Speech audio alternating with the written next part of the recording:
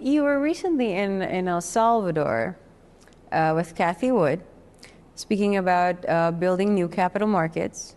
You know, El Salvador, similar to ours, not very well developed. And for example, today and yesterday, you mentioned Bitcoin being an option.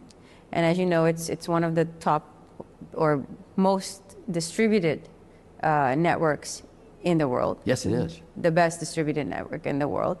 So technology-wise, I see it as the best layer to build new capital markets on top of. So what would your perspective be on using innovation, a combination of innovation and the existing market infrastructure globally, and how we as a small country can leapfrog? Yeah. Now, when I went to El Salvador with Bukele, Nayib Bukele, the president there, I mean, they had been the highest crime rate in the Western Hemisphere 5 years ago. Now you're now at the lowest crime rate in the Western Hemisphere because of Bukele. He simply stopped it with enforcement actions there. That's what I mean when you say you can pick and choose the issues.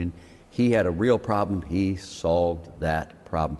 You have some problems here. Now, remember, you're 1/10 the size of El Salvador. It's a small country. You're a little bit, but you're right. There's no reason why you can't get the best technologies in the world.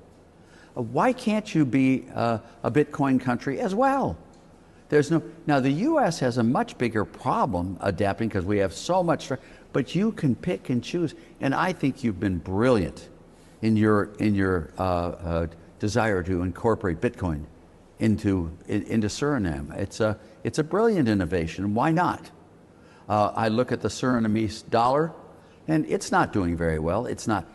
What I would do if I were you is I'd look the world over and say, what type of system would work best in Suriname? And let's bring it in, and let's do it. Panama did it with dollars. You may want to do it with something else. You may do it with Bitcoin. You may do it with Japanese yen, British pounds, euros, Chinese renminbis, or the US dollar.